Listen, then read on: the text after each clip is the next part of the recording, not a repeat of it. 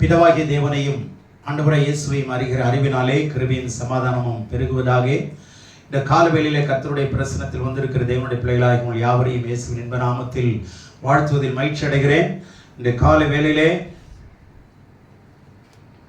the implications behind these words, இந்த வசனத்தின் பின் மறைந்துள்ள ஆழங்கள் என்கிற தலைப்பின் கீழே இந்த சத்தியத்தை நாங்களோடு கூட பேச விரும்புகிறேன்.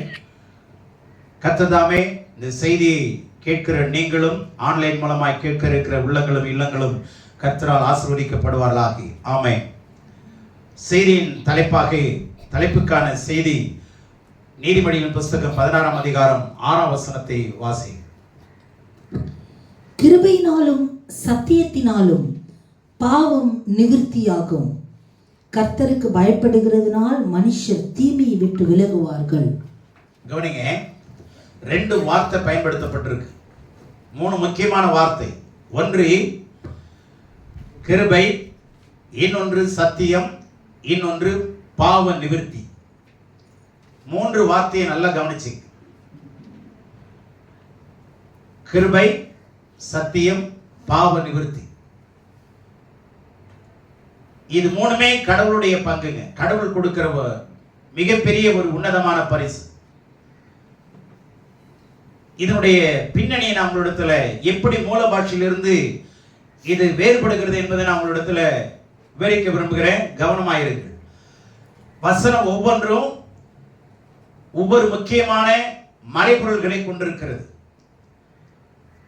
பழைய ஏற்பாட்டிலும் புதிய ஏற்பாட்டிலும் இணைத்து நாம் வாசித்து புரிந்து கொள்ள வேண்டும். ஒரு வசனத்தை வைத்து எந்த ஒரு காரணத்தை கொண்டும் அர்த்தத்தை எடுத்து போதிக்க கூடாது. எந்த வசனமும் ஜோடி இல்லாமல் இராது என்று வேதம் சொல்லுகிறது. ஆகவே வசனங்களை கோர்த்து சேர்த்து படியுங்கள். ஒரு மனுஷன் சொல்லுகிறார், நூலை எடுத்து ஊசியில கோர்த்து, ஊசியில இருக்கிற அந்த துவாரத்தின் வழியிலே அந்த ஊசியை கோர்த்து என்ன செய்யலன்னா கிழிந்த ஆடைகளை தைக்க முடியும். கிழிந்த ஆடைகளை தைக்க முடியும். அதுபோல நூல் என்பது வேத புத்தகம் நூல் என்று சொல்லப்படுகிறது. இந்த நூலை காதில் இருக்கிற துவாரங்கள் வழியாக உள்ள அனுப்புனீங்கன்னா கிழிந்த உள்ளங்கள் தைக்கப்படும், கிழிந்த இதயங்கள் தைக்கப்படும், பிரிந்த குடும்பங்கள் ஒன்று சேர்க்கப்படும். ஆகவே இந்த வேதாகம் என்கிற நூல் உலகத்திலே இதுவரைக்கும் இந்த நூல் அறுபட முடியவில்லை, அறுக்க முடியவில்லை. அல்லேலூயா. ஆகவே இங்கே 3 வார்த்தைகளை மனதில் வைத்துக் கொள்ளுங்க. கிருபை, சத்தியம், பாவ நிவிர்த்தி. இதுல இந்த கிருபை சத்தியம்ங்கிற இடத்துல வரும்பொழுது முதலாவது வார்த்தை எடுத்துங்க. கிருபை என்பது என்னன்னா, ரட்சிக்கப்படுகிறதற்கு உதவி செய்கிற தேவனுடைய ஒரு மகத்தான ஒரு பொக்கிஷம். கிருபையினாலே விசுவாசத்தை கொண்டு ரட்சிக்கப்பட்டீர்கள். எபேசியர் 2:8. சரிங்களா? கிருபையினாலே விசுவாசத்தை கொண்டு ரட்சிக்கப்பட்டீர்கள். இது அவருடைய ஈவுன்னு சொல்லியிருக்கு. It's a gift of God. சரி, அதுதான். ஆனா இங்க இருக்கிற கிருபை எந்த அர்த்தத்தில் சொல்லப்பட்டிருக்கிறதுனா, இந்த கிருபைக்கு இரக்கத்துக்கு 2 வார்த்தை இருக்கிறது எபிரேயத்தில். ஒன்று கென் என்கிற வார்த்தை, KEN ஆங்கிலத்தில். இன்னொன்று கேசட் என்கிற எபிரேய 2 வார்த்தை பயன்படுத்தப்பட்டிருக்கு. CHACED, கேசட் அப்படிங்கிற வார்த்தை 2 இடத்திலையும் பயன்படுத்தப்பட்டிருக்கு, 2 விதமான இடங்கள்ல. இந்த கென் என்கிறதான அர்த்தம் உள்ளது கிருபை. எங்க பயன்படுத்தப்பட்டிருக்குன்னா, நோவாவின் கண்களிலே கர்த்தருடைய கண்களிலே நோவாவுக்கு கிருபை கிடைத்தது. அந்த இடத்துல பாத்தீங்கன்னா கென்கிற வார்த்தை பயன்படுத்தப்பட்டிருக்கு. அப்படின்னா கிருபை. சரிங்களா? ஆனா தாவீதுக்கு அருளன் கிருபை இருக்குல்ல, அங்க இதை கென்தான பயன்படுத்தணும். ஆனா அங்க கேசட்ங்கிற வார்த்தை பயன்படுத்தப்பட்டிருக்கு. CHACED, cassette. அந்த வார்த்தை ஏன் பயன்படுத்தி இருக்கு? அங்கன்னா இரக்கம்ங்கிற வார்த்தை வரணும், அதுல கிருபைன்னு போட்டுட்டாங்க. இங்கேயும் ஆங்கிலத்தில் பார்த்தீங்கன்னா இரக்கமும் சத்தியம்னு தான் இருக்கு. தமிழ்ல அதை வேறுபடுத்தி காமிக்காம ஒன்று போல போட்டு எல்லாம் குழப்பி வச்சுட்டாங்க. அதை நம்ம பிரிச்சு படிக்கிறதுக்கு தான் உபதேசியர்கள் அவசியம். இது 2 விதமான அனுபவம். கவனிங்க, நோவாவுக்கு ஏன் கென் என்கிற கிருபை பயன்படுத்தப்பட்டிருக்கு, தாவீதுக்கு ஏன் கேசர் என்கிற கிருபை பயன்படுத்தப்பட்டிருக்கு அப்படின்னு சொன்னா, நோவா அங்க பாவம் செய்யாமல் இருந்தான் என்று, நீதிமானாய் இருந்தான் என்று வேதம் சொல்லுகிறது. அந்த நாட்களிலே நோவா எப்படி இருந்தான்? நீதிமானாக காணப்பட்டான். சரிங்களா? அப்ப நீதிமானுக்கு கொடுக்கப்படுகிறது அந்த கென் என்கிற கிருபை. சரிங்களா? கிருபைனாவே தேவன் இலவசமா நமக்கு கொடுக்கிற ஒரு ஆசீர்வாதம், ஒரு பொக்கிஷம், இலவசமா கொடுக்கிறது. யாருக்கு? நீதிமானுக்கு. அதாவது பாவம் செய்யாமல் இருக்கிற மனிதன் ரட்சிக்கப்பட்ட பிறகு. சரிங்களா? புரியுதா? ஆனா தாவீதுக்கு என்னன்னா, தாவீது பாவம் செய்தான் பாத்தீங்களா, மறுபடியும் அவன் மனம் திரும்பி அழுது கதறி ஆண்டவரிடத்துல மன்னிப்பு கேட்டு ஒப்புரவாகி என்ன செய்தான்? தேவனிடத்துல தேம்பி வந்தார் என்கிறத பார்க்கிறோம். அந்த இடத்துல இரக்கம் தான் மேன்மை பாராட்டும். அந்த இரக்கம்ங்கிறது வார்த்தைக்கு தான் கேசட்ங்கிற வார்த்தை பயன்படுத்தப்பட்டிருக்கு. இப்ப கேசட்னா என்ன அர்த்தம்னா, ரட்சிக்கப்பட்ட பிறகு, மனம் திரும்பி ஆண்டவரை ஏற்றுக்கொண்ட பிறகு ஒருவன் பாவம் செய்வானால் அவன் மறுபடியும் கர்த்தரிடத்திலே மனம் உடைந்து ஒப்புரவாகி வரும் பொழுது கிடைக்கிற, தேவனிடத்திலிருந்து கிடைக்கிற அந்த இரக்கம் இருக்க, அதுதான் கிருபைன்னு இங்க போட்டிருக்கு. இப்ப புரியுதா? பாவம் செய்த பிறகு ஆண்டவரிடத்துல மன்றாடி கெஞ்சி தன்னை அர்ப்பணித்து நான் பாவி என்று மறுபடியும் ஆண்டவரிடத்தில் ஒப்பு கொடுத்து அந்த இரக்கத்தை பெற்றுக்கொள்கிறான் பார்த்தீங்களா? இரக்கம்னா இன்னொரு அர்த்தத்துக்கு சொல்றேன், மர்சிங்கிறது ஆங்கிலத்துல இரக்கம்னு சொல்லியிருக்கு. அந்த மர்சினா என்ன அர்த்தம்னா, அவன் செய்த பாவங்களுக்கு ஏற்ற தண்டனையை அவன் பெறணும். அவன் பாவத்துக்கு ஏற்ற தண்டனையை அவன் என்ன பண்ணணும்? பெறணும். ஆனா அந்த பாவத்துக்கு ஏற்ற தண்டனையை, பாவத்தை மன்னிச்சு அந்த தண்டனையும் முற்றிலுமாய் நிராகரிப்பது தான் இரக்கம். பாவத்தை மன்னிச்சிடறோம், அல்லது குற்றங்களை என்ன பண்ணணும்? மன்னிக்கணும். இது ரெண்டையும் செய்யறதா யாரு? மன்னிச்சு அவங்களுக்கு அந்த இரக்கத்தை காட்டுறது தான். அப்ப இரக்கம்னாவே அந்த பாவத்துக்கேற்ற தண்டனை, பாவத்தையும் மன்னிக்கிறது, இரக்கத்தையும் கொடுத்துறது. அதாவது தண்டனையும் நிராகரிச்சது, முற்றிலும் நிராகரிக்கப்படுவது, அதுதான் இரக்கம். அதுக்குதான் ரெண்டு வார்த்தை பயன்படுத்தப்பட்டிருக்கு, கிருபையும் இரக்கம். அப்ப கடவுள் இரக்கமுள்ளவராய் கிருபை உள்ளவராயும் இருக்கிறார், இரக்கமுள்ளவராயும் இருக்கிறார். அப்போ நீங்க எந்த இரக்கத்தை பெற்றுக்கொள்ளணுமா அல்லது கிருபையை பெற்றுக்கொள்ளணுமாங்கிறதை யோசிச்சு பாருங்க. கென் என்கிற வார்த்தை நீதிமானாக்கப்படுகிறவன், நீதிமானாக்கப்பட்டவனுக்கு கொடுக்கப்படுகிறது. கேசர் என்கிற வார்த்தை மறுபடியும் குற்றம் செய்து பாவத்தை நேசித்து வாழ்கிறவனுக்கு, அவன் மனம் திரும்பும் பட்சத்திலே அவனுக்கு கொடுக்கப்படுகிறதான் இரக்கம். இப்ப ஆண்டவர் சொல்றாரு, கவனிங்க, இந்த இரக்கமும் சத்தியமும் என்ன செய்யுமா? ரெண்டு நாளையும் பாவ நிவர்த்தி செய்யும். இரக்கமும், இரக்கத்தினாலும் சத்தியத்தினாலும் பாவ நிவர்த்தி செய்யப்படும். இந்த பாவ நிவர்த்தியும் கடவுள் தாங்க செய்யணும். ஆனா பாவ நிவாரணம் நம்ம செஞ்சிட்டு இருக்கிறோம் உலகத்துல. நீ கோயிலுக்கு போங்க, 8 வாரம் பாவ பரிகாரம் செய் சொல்றாங்களா இல்லையா? 13 வாரம் செய்யுங்க.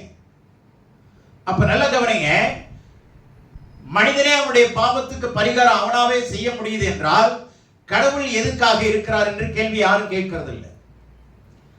அப்படி செய்வானே ஆனால் அந்த பாவ நிவர்த்தியும் செய்ய அது ஏற்றுக்கொள்ளப்படாது. ஏன்னா அது மிருகங்களுடைய ரத்தத்தை தான் கொடுக்கிறாங்க, அல்லது அவங்க காசு பணத்தை செலவு பண்றாங்க. அது வேதங்களுடைய அடிப்படையில எபிரேயர் 9:22 சொல்லியிருக்கு.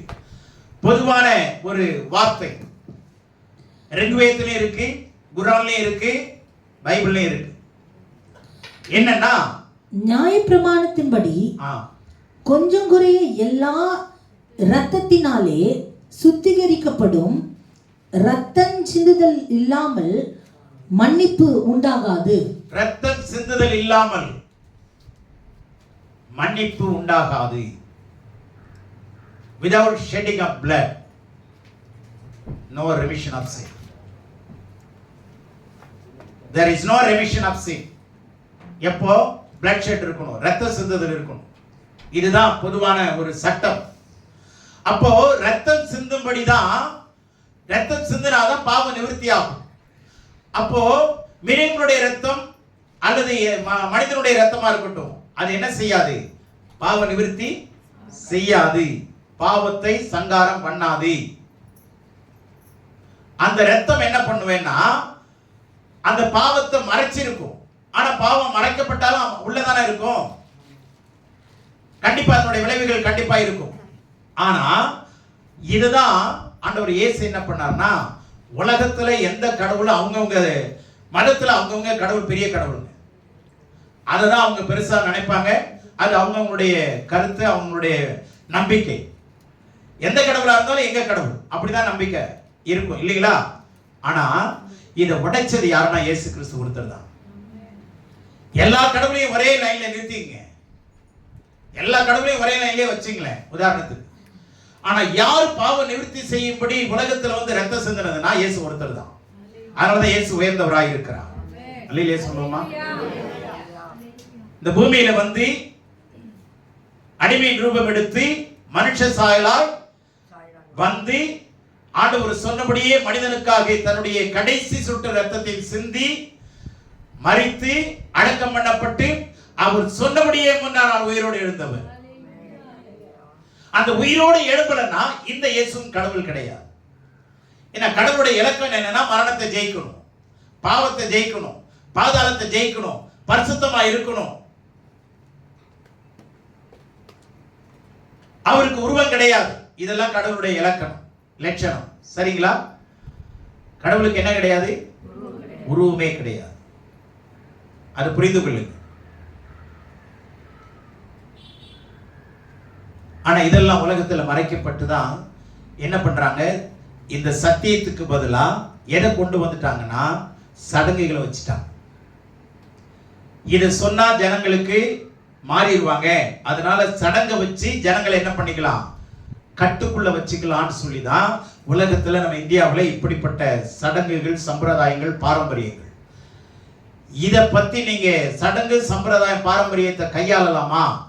அது கிறிஸ்தவ சடங்கா இருக்கட்டும், எந்த சடங்கா இருக்கட்டும், சடங்குகளை கையாளலாமா இல்லையாங்கிற இடத்துக்கு நீங்க வரும்போது மத்தேயு 15ஆம் அதிகாரத்தையும் மார்க் 7ஆம் அதிகாரத்தையும் வீட்டில் போய் படிச்சு பாருங்க. மத்தேயு 15ல ஆண்டவர் என்ன சொல்றாரு, அதே மார்க் 7ல ஆண்டவர் என்ன சொல்றாருங்கிறத நீங்க வீட்டில் போய் படிச்சு பாருங்க. இன்னைக்கு கிறிஸ்தவ உலகத்துல சடங்கு இருக்கு, சம்பிரதாயங்கள் இருக்கு. இதெல்லாம் ஒழிக்கணுங்க. சின்ன சின்ன சம்பிரதாயமும் பிசாசு உள்ள வீட்டுக்குள்ள கொண்டு வரும். சின்ன சின்ன சடங்கும் இதுதானே பரவாயில்ல, இதுதானே ஒன்னும் அவ்வளவு இது பாவம் இல்லைல்ல அப்படின்னு சின்ன சின்ன ஓட்டை இருக்கு பாருங்க. இப்போ ஒரு பெரிய டேங்க்ல சின்ன ஓட்டை இருந்ததுன்னா அது நாளடைவில் என்ன ஆயிடும்? பெருசாயிடும். அப்புறம் அங்க ரிசர்வாயர்ல என்ன இருக்காது? தண்ணீர் தேக்கத்துல இருக்காது. அது போலதான் இது. சின்ன ஓட்ட வழியா பிசாசு உள்ள வரத்துக்கான வழிகள் தான் சடங்குகள். வெளியில இருக்கிற சாபம் இருக்கு பாத்தீங்களா, அது வழியா உள்ள வந்துடும். அதனுடைய விளைவுகள் குடும்பத்தை தாக்கும், பாதிக்கும்.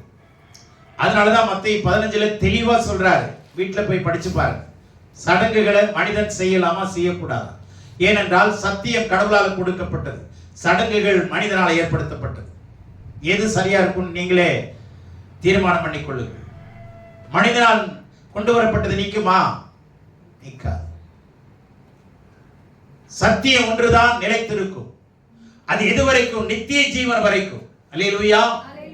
ஆகவே இரக்கம் பெற்றவர்கள் அடுத்தது சத்தியத்தினாலே. சத்தியம் என்கிறது வேத வசனம் தான். யோவான் 17:17 பாத்தீங்கன்னா தேவனுடைய வசனமே சத்தியம், தேவனுடைய வசனமே சத்தியமாய் இருக்கிறது. ஆகவே சத்தியத்தை அறிகிற அறிவினாலதான் இது வேணும், இரக்கமும் வேணும். அந்த இரக்கத்திற்கு நீங்க மன்றாடணும். எப்படி தாவீது 51ஆம் சங்கீதத்துல மன்றாடினார்னு போய் பாருங்க. எப்படி அழுது ஆண்டவரிடத்துல மனம் உடைந்து கதறினார்னு பாருங்க. மனம் உடைந்து, மனம் திரும்பி, அழுது, கண்ணீர் விட்டு நொறுங்கின ஆவியுடையவனாய் கர்த்தரிடத்தில் கெஞ்சுறான், ஆண்டவரே உம்முடைய ரட்சிப்பின் சந்தோஷத்தை எனக்கு திரும்ப தாரும். நான் பாவம் செய்ததுனாலே அந்த ரட்சிப்பின் சந்தோஷத்தை என்ன பண்ணிட்டேன், இழந்துட்டேன். அந்த ரட்சிப்பின் சந்தோஷத்தை எனக்கு திரும்ப தாரும் என்று கெஞ்சுகிறான். குற்ற உணர்வு இருந்ததுன்னா கண்டிப்பா நீங்க மனம் திரும்பி ஆண்டவரிடத்துல மனம் உடைந்து கர்த்தரிடத்துல நெருங்கி வர கடவுள். அதான் யோவேல் 2ஆம் அதிகாரத்தில் சொல்றாரு, உங்கள் வஸ்திரங்களை அல்ல இருதயங்களை கிழித்து கர்த்தரிடமாய் திரும்புங்கள். வஸ்திரத்தை அல்ல இருதயங்களை கிழித்து நீங்கள் மனம் திரும்பி கர்த்தரிடமாய் திரும்ப கடவோம் என்று சொல்லுகிறார். ஆகவே மனம் திரும்புதல் என்பது ரட்சிக்கப்படும் போது மாத்திரம் அல்ல, இது day to day process. Daily மனம் திரும்பும். எவ்வளவோ தப்பு நம்ம பண்றோம். நேரத்தை கையாளாம இருக்கிறதே மிகப்பெரிய பாவம். ஆராதனை அலட்சியம் பண்ணுகிறது மிகப்பெரிய பாவம், மிகப்பெரிய குற்றம். நம்முடைய உலகத்துல ட்ரெயினுக்கு டைமுக்கு போறோம், ஃப்ளைட்டுக்கு 3 மணி நேரத்துக்கு முன்னாடியே போறோம், ஸ்கூலுக்கு டைமுக்கு பிள்ளைகளை அனுப்புறோம், காலேஜுக்கு பிள்ளைகளை அனுப்புறோம், எல்லாமே டைம். நேரத்தை கையாளாதவர்கள் கர்த்தருடைய ஆளுகைக்குள்ள வர முடியாது. நேரத்தை கையாளாமல் கர்த்தருடைய ஆளுகைக்குள்ளே, அதாவது தேவனுடைய ராஜ்யம் இருக்கு பார்த்தீங்களா, தேவனுடைய ராஜ்யத்துக்குள்ள வரவே முடியாது. டிசிப்ளின் இல்லை அப்படின்னா ஆண்டவரை உங்களால பிரியப்படுத்தவே முடியாது. எதை கொடுத்து பிரியப்படுத்த முடியாது. அதனாலதான் டிசைபிள்ஸை ஏற்படுத்தினார். கடவுள் பக்தர்களை ஏற்படுத்த வரல. உலகத்தில் எல்லாரும் பக்தர்கள் இருக்கிறாங்க, கோடி கோடி பக்தர்கள் இருக்கிறாங்களா இல்லையா? பக்த கோடிகள் இருக்கிறாங்களா? பக்த கோடிகள் அவங்க எல்லாம் எங்க போயிடுவாங்கன்னா, இப்படி இந்த பக்த கோடி பயம் இல்லாமல் இருக்குமானா, கடவுளை சரியா தெரியலனா, பக்த கோடிகள் என்ன ஆயிடுவாங்கன்னா பக்த கேடிகளா மாறிடுவாங்க. அதுக்கு தான் ஏன் மாறிடுவாங்கன்னா ஒழுக்கம் இல்லாம போயிடும். பக்தர்களா இருக்கிறது வீணான ஒரு நிலைமைக்கு நம்மளை வழி நடத்திடும். ஆனா ஒழுக்கத்தோடு இருக்கிற பக்தி பயபக்தி தான் ஆண்டவருக்குள்ளே உண்மையான ஒரு உறவை கொண்டு வரும். அல்லேலூயா. உண்மையான கடவுளுக்கு மனிதனுக்கும் உள்ள உறவு எதுனா அந்த சத்தியத்தின் வழியாக கடவுளுடைய உறவை நமக்கு கொடுக்கிறார். மற்ற மதங்கள்ல கடவுளுக்கும் மனிதனுக்கும் உறவே கிடையாது. அவர் கடவுளாய் இருக்கிறார், நாம் குடிமக்களாய் இருக்கிறோம். நான் ஒரு பக்தர், நான் ஒரு தொழுகை செய்கிறவர். கடவுள் கடவுளாய் இருக்கிறார். ஆனா ஆண்டவர் அப்படி இல்லை. அவர் நம்மிடத்துல இறங்கி வந்து நமக்கு இரத்தத்தை சிந்தி நமக்கும் அவருக்கும் ஒரு உறவை தேவன் ஏற்படுத்தி இருக்கிறார். என்ன உறவே? பிதாவானவர் தகப்பன், என்னுடைய அப்பா, நாமெல்லாம் அவருடைய பிள்ளைகள். இந்த உறவுங்க, இந்த 5 ஆகமம் இருக்க, ஆதியாகமம், யாத்திராகமம், லேவியர், என்னாகமம், உபாகமம், இது 5மே 5 ஆகமம். அதுக்கு பேரு எபிரேயத்துல தோரான்னு சொல்லுவாங்க. தோரா பிட்டாட்டும், அதாவது 5 ஆகமம் பஞ்சாகம்னு சொல்லுவாங்க. அப்படின்னா என்ன அர்த்தம்னா உறவுன்னு அர்த்தம். தோரானாவே என்ன அர்த்தம்? அப்ப இந்த 5 ஆகமும் எதை கொண்டு வருது? நமக்கும் தேவனுக்கும் உறவை கொண்டு வருதுங்க. மனுஷனுடைய உறவு காசு இருந்தாதான், பணம் இருந்தாதான், வீடு இருந்தாதான், பதவி இருந்தாதான் உறவெல்லாம் வந்து எட்டி பார்க்கும் இல்லைங்களா? காசு பணம் இல்லைன்னா எட்டி கூட பார்க்காது. காசு பணம் இல்லைன்னா உறவெல்லாம் என்ன பண்ணாது சொல்லுங்க? எட்டி கூட பார்க்காது. எட்டி கூட பார்க்காது. பாசமெல்லாம் வேஷமா போயிடும். பாசமெல்லாம் ஆமா. ஆனா கடவுள் கொடுக்கிற உறவு ஒண்ணுதாங்க, உண்மையானது, நிரந்தரமானது. அல்லேலூயா. இந்த உறவுக்குள்ள கடவுளுடைய பாசம், நேசம் பின்னி பிணைஞ்சிருக்குதுங்க. நீங்க உறவை ஏற்படுத்தணும்னா 5 ஆகமத்தை நீங்க படிச்சு மனசுக்குள்ள கொண்டு வரணும். 5 ஆகமத்துக்குள்ளதான் கடவுளுடைய ஜீவன் இருக்கிறது. அல்லேலூயா. இந்த 5 ஆகமம் பழைய ஏற்பாட்டு, அதாவது பழைய ஏற்பாடு புதிய ஏற்பாடு பார்த்தீங்களா? இது ரெண்டுக்குமே ஹார்ட்னு ஒண்ணு, மனிதனுக்கு இருதயம் இருக்கா இல்லையா? ஹார்ட் இருக்கா இல்லையா? அதான பம்ப் பண்ணுது. எப்படி இதயம் ரொம்ப முக்கியமானதோ அது மாதிரி இந்த ஐந்தாகமம் வேதத்திற்கு இதயம் என்று வேதம் சொல்லுகிறது. ஐந்தாகமம் வேதத்திற்கு என்னதான் ஹார்ட்டுங்க. அதுக்குள்ள போயிட்டீங்கன்னா பம்ப் பண்ண ஆரம்பிச்சிடும். உங்களுக்கு அந்த உயிர்ப்பிக்கிற வல்லமை கிடைச்சிருங்க. ஆமென். புரிஞ்சதா புரியலையா? ஹார்ட் இல்லைன்னா நம்மளால வாழ முடியுமா? இந்த ஹார்ட் தான் ரொம்ப முக்கியம். மனுஷனுக்கு ரெண்டு முக்கியமானது, ஒன்னு ஹார்ட், ஒன்னு பிரைன். அதை பத்தி நான் பேச வரல, ரொம்ப முக்கியமான விஷயம். ஆண்டவர் மனுஷனுடைய படைப்புகள் இருக்கு பார்த்தீங்களா, அது ஒவ்வொன்றும் பார்த்தீங்கன்னா வித்தியாசமா இருக்கும். முகத்துல எத்தனை எலும்பு இருக்கு தெரியுமா? ஏங்க எத்தனை இடவு அந்த முகத்துல என்ன, எத்தனை பெயிண்ட் அடிக்கிறோம், எத்தனை, அதாவது பெயிண்ட்காரனை கொண்டாந்து வச்சு அடிக்காத ஒரு குறை தான். ஆனா அந்த முகத்துல எத்தனை எலும்பு இருக்குன்னா 14 எலும்புகள் இருக்கு. எத்தனை எலும்புகள்? 14. தலையில எத்தனை எலும்பு இருக்கு? கல்லுல 22 எலும்பு. ஏன் இது ஆண்டவர் அப்படி வச்சார்? என்ன ரகசியம்? 14ங்கிறது நீதிங்க. 14ங்கிறது என்ன? அப்போ உன்னுடைய பார்வை நீதியா இருக்கும், உன்னுடைய பேச்சு நீதியா இருக்கும், உன்னுடைய கேள்வி கேட்கிற பத்தியா அது நீதிக்குள்ள வரணும். நீதிங்கிற வார்த்தை தான் 14ங்கிற எழுத்துக்கு அடையாளம், எண்ணுக்கு அடையாளம்.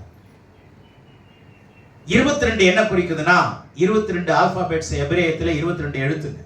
அது ரெண்டா பிரிச்சீங்கன்னா 11 11 மணவாளன் ஆகிய கிறிஸ்து, 11 மணவாட்டியாகிய நாம். அப்போ கிறிஸ்துவும் நானும் ரெண்டும் ஒன்று. 22ங்கிறது கிறிஸ்துவ நானும் ஒன்று. அவருடைய, அதனாலதான் பவுல் சொல்றாரு, எங்களுக்கோ கிறிஸ்துவின் சிந்தை உண்டாயிருக்கிறது. இயேசு சிந்திக்கிறத நாங்க சிந்திப்போம், இயேசு பேச சொல்றத நாங்க பேசுவோம். மணவாளன் மணவாட்டி ரெண்டும் ஒன்று தானே. நான் நினைச்சதை நீங்க செஞ்சீங்கன்னு சொல்லுவாங்களே இல்லையா? நான் நினைச்சிட்டே இருந்தேன், நீங்க செஞ்சீங்க. அப்போ கிறிஸ்துவனுடைய செயலும் சிந்தனையும் எல்லாமே ஒன்றுபட்டு வரணும், ரெண்டும் ஒன்றா மாறணும். இந்த ரகசியம் வேதத்தில் நிறைய வச்சிருக்காரு, அதை சொல்ல நேரம் இல்லை. ஆகவே சத்தியம் என்பது உறவை கொண்டு வருகிறது, வானத்தையும் பூமியையும் இணைக்கிறது, மனுஷனையும் கடவுளையும் இணைக்கிற ஒன்றுதான் என்னது? சத்தியம். ஆமென். அந்த சத்தியம் என்ற வேத வார்த்தை தான், அது ஜீவ வாக்கியம். இது அப்போஸ்தலர் 7:38 இருக்கு. தேவதூதனை கொண்டு வனாந்தரத்தில் இருக்கிற மோசே என்ன செய்தானா? ஜீவ வாக்கியத்தை பெற்றுக்கொண்டான். 7:38 அப்போஸ்தலர் ஜீவ வாக்கியத்தை பெற்றுக்கொண்டார். Moses was a law giver, whereas Jesus is a grace giver. Hallelujah. மோசேயினாலே கிருபை, சட்டங்கள் வந்தது, பிரமாணங்கள் வந்தது. கிறிஸ்துவினாலே கிருபை வந்தது, கிருபை இரக்கமும் வந்தது. ஹல்லேலூயா. ஆகவே இரக்கத்தை பெற்றவர்கள் சத்தியத்தை அறிகிற அறிவினாலே நிரப்பப்பட வேண்டும். ஏனென்றால் ஆண்டவர் சொல்றாரு, அறிவில்லாமையினாலே ஜனங்கள் சங்காரமாகிறார்கள். lack of knowledge people are perishing. அப்போ எந்த அறிவு? உலக அறிவுலாம் இருக்குங்க. உலக அறிவுலாம் இல்லாம இல்ல. அரசியல் அறிவு இருக்கு, பொருளாதாரத்தை குறித்த அறிவு இருக்கு, அல்லது மெடிசன்ஸ் குறித்த அறிவு இருக்கு, எல்லாத்த குறித்த அறிவு ஓரளவு எல்லாருக்குமே இருக்கு. ஆனா என்னுடைய வேதத்தை குறித்த அறிவு இல்லாததுனாலே ஜனங்கள் சங்காரமாகிறார்கள், அழிந்து போகிறார்கள், தடுமாறுகிறார்கள், பிரச்சனைக்குள்ளாகிறார்கள். அப்ப இந்த வேத அறிவை முறைப்படி கற்றுக்கொள்ள வேண்டும். ஏன்னா அந்த வேதம் என்பது ஒரு கதை அல்ல, ஒரு கற்பனை காவியம் அல்ல. இது ஒரு சினிமாவுடைய டைரக்டர் சொல்றார். அவரை நான் கேட்டேன், வேதத்தை குறித்து என்ன சார் உங்களுடைய கருத்துன்னு கேட்டேன். உங்ககிட்ட ஒரு கேள்வி கேட்கிற, பதில் சொல்லுங்க. வேதத்தை குறித்து நீங்க என்ன பதில் சொல்லுவீங்க? பைபிள் என்னன்னு சொல்லுவீங்க? அவர் சொன்ன வார்த்தை எனக்கு ரொம்ப ஆச்சரியமா இருந்தது. சார் அது ஒரு டாக்குமெண்ட் அப்படின்னாரு.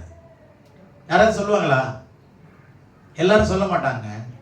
அது கிறிஸ்தவனுடைய வேதம் சொல்லுவாங்க, அது கிறிஸ்தவனுடைய வேதம் ஈஸியா சொல்லிட்டு போயிடுவாங்க. ஆனா அவர் என்ன சொன்னாரு? ஒரு டாக்குமெண்ட் சார். அப்ப டாக்குமெண்ட்டை ஈஸியா படிக்க முடியுமா? எல்லாராலும் புரிஞ்சுக்க முடியுமா? சொல்லுங்களேன். உங்க வீட்டில் இருக்கிற பழைய காலத்து டாக்குமெண்ட் எடுத்து படிச்சு பாருங்களேன். படிக்கவே முடியாது. முதல்ல எழுத்தும் புரியாது, ஆனா படிக்கிறதுக்கு ஆள் இருக்கு. தேவனுடைய பிள்ளைகளே, இதெல்லாம் தேவன் கொடுத்த டாக்குமெண்ட். இது ஒரு சரித்திர புத்தகம், இது ஒரு வானவியல் புத்தகம், இது ஒரு பூகோள புத்தகம், இது ஒரு அகழ்பொருள் ஆராய்ச்சிக்கான புத்தகம். அல்லேலூயா. இது ஒரு சந்ததிக்கான வரலாறு.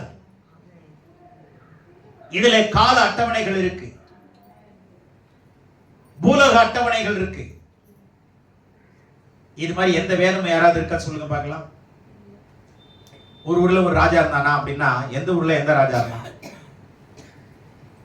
சொல்லுங்க பார்க்கலாம். அப்படியா இருக்கு நம்ம வேதத்துல? பெத்லெஹேம்ல, தாவீது நகரத்துல, மாட்டுக்குட்டாயில, இந்த ராஜா ஏரோதனுடைய நாட்களிலே இருக்கா இல்லையா? அப்ப சரித்திரம் தானே இது. அப்போ கவனிங்க, வேதம் என்று சும்மா எழுதவில்லை. ஆண்டவர் சர்வ ஞானம் உள்ளது. ஏன்னா ஹிஸ்டரினாவே என்ன அர்த்தம்னா ஹிஸ்டோரின்னு அர்த்தம். ஹிஸ்டரினா என்ன அப்படின்னா என்ன? அவருடைய வரலாறு, அவருடைய காரியங்கள். அதுதான் ஹிஸ்டரியா மாறுச்சு. அதனால ஹிஸ்டரினா அர்த்தம் என்னன்னா, ஹிஸ்டரினா நீங்க என்ன விளக்கம் கொடுப்பீங்க? how do you define history அப்படின்னா, ஹிஸ்டரினா அதுக்கு தேவையான விஷயங்கள் என்னன்னா, ஒண்ணு எந்த காலம், எந்த ஆண்டு, எந்த மாதம், எந்த நாள், யாருடைய ஆட்சி காலத்துல எந்த சம்பவம் நடந்தது, எதுல எந்த வருஷத்துல எந்த வருஷத்துக்குள்ள இவன் ஆண்டான், இதுதான் சரித்திரம். நேரங்காலம் இல்ல, ஆட்சி காலம் தெரியாது, அரசியல் காலம் தெரியாது, எந்த ஊர் தெரியாது அப்படின்னா அது கற்பனை. ஆகவேதான் வேதம் இன்றைக்கும் உலகத்துல நம்பர் 1 என்கிற புத்தகத்தில் இருந்து கொண்டிருக்கிறது. அல்லேலூயா. ஆகவே இதை பெற்றோர்கள் பாக்கியவான்கள். தயவு செய்து நல்லா கவனிங்க. இந்த பாவ நிவர்த்தி செய்யறது ஆண்டவர் இயேசுதான். பாவ நிவர்த்தி செய்யறது யாருதான்? இத ரோமர் 3ஆம் அதிகாரம் 25ஆம் வசனத்துல படிக்கலாம். அது 1 யோவான் 4:10 படிங்க. 1 யோவான் 4:10, 1 யோவான் 2:2, ரோமர் 3:25-26. இதை வீட்டுல படிச்சுங்க. இதுல ஒண்ணே ஒண்ணு மாத்திரம், இது எல்லாமே கிருபாதார பலின்னு சொல்லப்பட்டிருக்கு. கிருபாதார பலி, propitiation என்ற வார்த்தை பயன்படுத்தப்பட்டிருக்கு. அப்படின்னா என்னன்னா படிங்க. 1 யோவான் 4:10. நாம் தேவனிடத்தில் அன்பு கூர்ந்ததினால் அல்ல, நாம் தேவனிடத்தில் அன்பு கூர்ந்ததினாலே, அவரை நேசிச்சதனால அல்ல, அவர் நம்மிடத்தில் அன்பு கூர்ந்து, அவரே நம்மிடத்தில் முதலாவது அன்பு கூர்ந்து நம்முடைய பாவங்களை நிவிர்த்தி செய்கிற கிருபாதார பலியாக நம்முடைய குமாரனை அனுப்பினதினாலே அன்பு உண்டாயிருக்கிறது. நல்ல கவனிங்க. தம்முடைய குமாரனை இயேசுவை இந்த உலகத்துக்கு அனுப்பினதினாலே தேவனுடைய அன்பு நமக்கு கிடைச்சிருக்கு. அப்போ கடவுள் என்ன செய்யறாருன்னா, அவருடைய வார்த்தையை இயேசு என்கிற பேர்ல உலகத்தில் அனுப்பி நம்மளை நேசித்தார். சுருக்கமா அவருடைய குமாரனை இயேசுவை அனுப்பி, முழுவதும் அனுப்பி,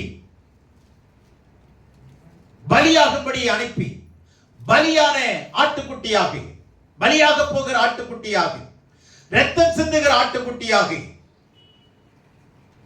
உலகத்தில் அனுப்பி நம்மை நேசித்தார். சரிங்களா?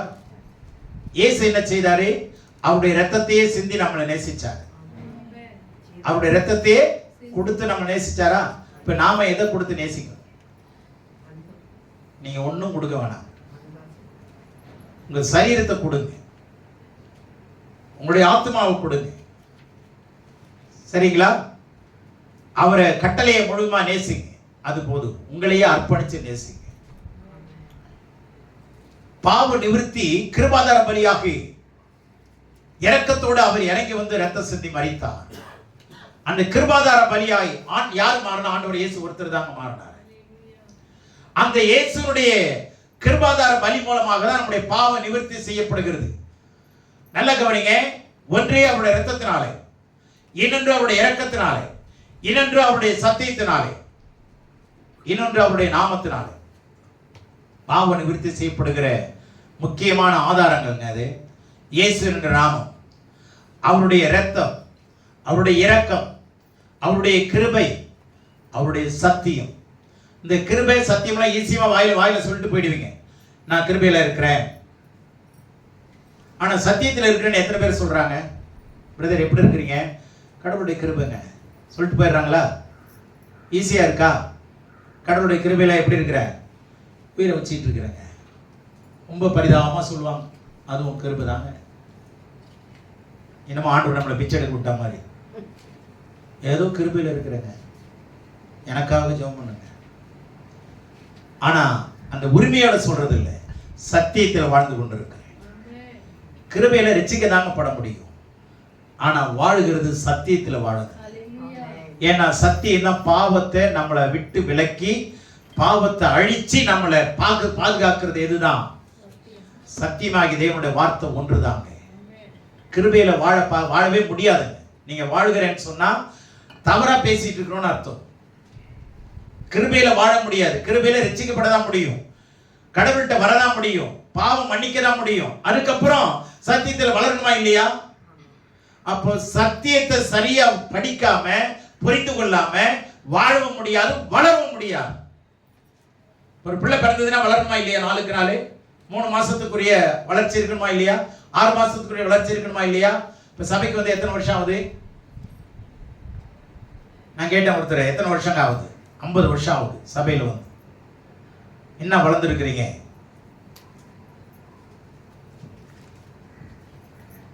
நான் விசுவாசியாக இருக்கிறேன், நான் பிள்ளையாவே இருக்கிறேன். பிள்ளையாவே இருக்கிறேன்னா வாலிபத்து வரவே இல்லையா? சரீரத்தில் வந்துட்டீங்கல்ல, வாலிப பருவம் வந்துச்சா இல்லையா? திருமண பருவம் வந்துச்சா இல்லையா? குழந்தைகள் பெற்றெடுத்தீங்களா இல்லையா? அப்ப சரீரத்தில் வளர்ச்சி வந்துகிட்டே இருக்குல்ல. அப்ப ஆவிக்குரிய வளர்ச்சியில் 50 வருஷமாவோ 40 வருஷமா பிள்ளையாவே அல்லது விசுவாசியாவே இருந்தா கண்டிப்பா விசுவாசி எல்லாம் அந்த 20 வருஷம் 30 வருஷம் 40 வருஷம் விசுவாசியா இருக்கிறேன்னா அது விச ஊசியா தான் இருப்பான், விசுவாசியா இருக்க முடியாது. ஏன்னா ஊனமானவங்க, வளர்ச்சி இல்லை. வளர்ச்சி இல்லைன்னா என்ன அர்த்தம்? ஊனம் தானே அர்த்தம். அப்ப கவனிங்க, நம்ம வளரணுங்க. வளருங்கள், பேதுரு சொல்றாரு, அப்படி சத்தியத்தில் வளருங்கள், அன்பிலே வளருங்கள், கிருபையில வளருங்கள், உண்மையிலே, பரிசுத்தத்திலே, நீதியிலே, நியாயத்திலே, அன்பிலே வளருவா இருக்க வேண்டும். வளர்ச்சி இருந்துகிட்டு இருக்கணுங்க. அதுதாங்க சந்தோஷம். பிள்ளைங்க வளரணும், படிக்கணும், வேலைக்கு போகணும், சம்பாதிக்கணும், கல்யாணம் பண்ணணும், இதெல்லாம் வளர்ச்சியில சந்தோஷப்படுறோம். அந்த மாதிரி வந்து 40 வருஷமா என்னதான் பண்ணிட்டு இருக்கிறோம்? இல்லைங்க, வந்து உட்கார்ந்துட்டே இருக்கிறோம். ஆண்டவர் எத்தனை பாயை கிழிச்சேன்னு கேட்பாரா? உட்காந்து எத்தனை சேரை உடைச்சேன்னு கேட்பாரா? 40 வருஷத்துல எத்தனை சேரப்பா உடைச்ச அன்னை பாஷையில் ஆடி பாடி அப்படின்னு கேட்பாரா? இல்லைங்க. என்ன செஞ்சிருக்க எனக்காக, அல்லது அது என்ன செஞ்சிருக்கேங்கிறத விட என்ன போல மாறினியாங்கிறதாங்க விஷயம். ஆண்டவர் எதுக்காக ரட்சிப்புகளை நடத்துறாரு? கடைசியா அல்டிமேட்டா என்ன நடக்கும்? எதுக்காக நம்மளை இந்த சத்தியத்துக்குள் நடத்துறாரு? தேவனுடைய குமாரனுடைய சாயலுக்கு ஒப்பாய் இருக்கும்படி. ரோமர் 8:29. அல்டிமேட்டா நான் சொல்லி முடிக்கிறேன். எதுக்காக நம்மளை படைச்சிருக்கிறார்? எதுக்காக நம்மளை அடைச்சிருக்கிறார்? எதுக்காக நம்மளை ரட்சிப்புகளை நடத்தி வராருன்னா, கடைசியா ஆண்டவர் சொல்றாரு, என்னுடைய சாயலுக்கு ஒப்பாய் இருக்கும்படி. குமாரனுடைய சாயலுக்கு ஒப்பாய் இருக்கிறதாங்க நித்திய ஜீவன் அடையிறது. குமாரனுடைய சாயலுக்கு ஒப்பாய் இருப்பதுதான் என்னது? அந்த நித்திய ஜீவனை அடைகிற அனுபவம். அதனால நீங்க கிருபையில வந்துடலாம், உள்ள ஈஸியா வந்துடலாம். அழுது மன்றாடி கூட ஆண்டவரிடத்துல வந்துடலாம், தப்பு சொல்லல, வாங்க வரணும். ஆனா சத்தியத்தை அறியறதுக்கு எனக்கு நேரம் இல்லை, காலம் இல்லை, எனக்கு வந்து ஒண்ணுமே இல்லை அப்படின்னு நீங்க சொன்னீங்கன்னா பாவ நிவிருத்தி அடையாது. இப்ப இந்த இடத்துல மாட்டிக்குவோம். சத்தியத்தினாலதாங்க, சத்தியத்தினாலும் இயேசுங்கிற நாமத்தினாலும் கிருபையினாலும் இரக்கத்தினாலும் சத்தியத்தினாலும் அவருடைய விலையேற பெற்ற இரத்தத்தினாலும் நமக்கு பாவம் மீட்பு, பாவ பரிகாரம் உண்டு. பரிகாரம் பண்ணப்படணும்னா பாவத்தை முற்றிலும் நம்மளை விட்டு விலக்கிறது. அது யாரால தான் முடியும்னா ஆண்டவரால தான் முடியும். நீங்க சபைக்கு வந்து சத்தியத்தை கேட்டாதான் பாவங்களிலிருந்து என்ன பண்ண முடியும். இல்லைன்னா இன்னும் பாவத்தில் அடிமையா இருக்கிறோம் என்ற அர்த்தம். Still we are under, slave under sin. பாவத்துக்கு கீழே நம்ம அடிமையா தான் இருக்கிறோம். நீங்க ரட்சிக்கப்பட்டிருக்கலாம், அபிஷேகம் பெற்றிருக்கலாம், யாரா இருக்கலாம், சத்தியத்தை அறிகிற அறிவுல வரலன்னா நிச்சயமா நாம பாவத்துக்கு இன்னும் அடிமையா இருக்கிறோம். ஆண்டவருடைய அந்த பாவ நிவர்த்தியை நம்ம பூரணமா பெறலன்னு அர்த்தம். பூரணமா பெறலன்னு அர்த்தம். அதனால இந்த வழிகளை கடைபிடிங்க. கிருபையும் சத்தியமும் ரெண்டும் தான் பாவ நிவர்த்தி செய்யும். கிருபையும் சத்தியம்னு இருக்கு. இங்க இரக்கமும் சத்தியம்னு இருக்கு. கிருபையும் சத்தியம் ஒன்றே ஒன்று முத்தசை. ஆண்டவர் இயேசு யோவான் 1:14 கிருபையினால் சத்தியத்தினால் நிறைந்தவராய் நமக்குள்ள வாசம் பண்ணினார். கிருபையால் நிறைந்திருந்தார். He was full of grace and full of truth. இந்த ட்ரூத்ங்கிற வார்த்தையில TRU TH இருக்கு இல்லையா? TRU TH எழுதுங்க. TRU TH. இந்த TRU THல என்ன இருக்குங்க? T எடுத்துட்டா யார் இருக்கறா? ரூத் இருக்கறாங்க. சத்தியத்துக்குள்ள நீங்க ரூத்தா மாறணும். சத்தியத்துக்குள்ள நீங்க யாரா மாறணும்? ரூத்தா மாறணும். அப்பதான் நீங்க மணவாளனை தேடி வருவீங்க. புரிஞ்சுச்சா? ரூத் யாரா தேடி போனா? ரூத்தினுடைய 4 அதிகாரமும் ரொம்ப அற்புதமான அதிகாரங்க. அது எங்க போனா? மணவாள்கிட்ட போயிட்டான்ல. அப்போ ரூத்தா மாறலன்னா அங்க அற்புதம் நடக்காது. மணவாட்டியா மாற முடியாது. சரிங்களா? இந்த சத்தியங்கிற வார்த்தை எபிரேயத்துல 3 எழுத்து இருக்குங்க. அந்த 3 எழுத்தும் அற்புதமான எழுத்துங்க. அதுக்குள்ள நிறைய ரகசியம் இருக்கு. எமட்ங்கிற வார்த்தை எமட், அதுல EMT அப்படி போட்டுங்க, அவ்வளவுதான். 3 எழுத்து தாங்க அது எபிரேயத்துல. இந்த எதை குறிக்குதுன்னா எபிரேயத்துல முதல் லெட்டரை குறிக்குதுங்க. எபிரேயத்துல எதை குறிக்குது?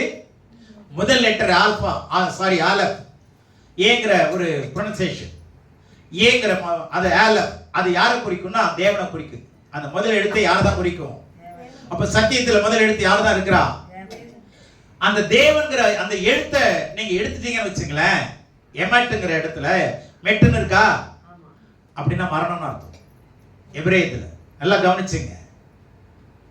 ஆலப், மெம், தாவ், இது 3 எழுத்து தாங்க சத்தியங்கிற அர்த்தம் கொள்ளுகிற எபிரேய வார்த்தை எமட் அல்லது எமத்னு சொல்லுவாங்க. THன்னு போட்டுவாங்க, ப்ரொனன்சியேஷனுக்கு THன்னு போட்டுவாங்க.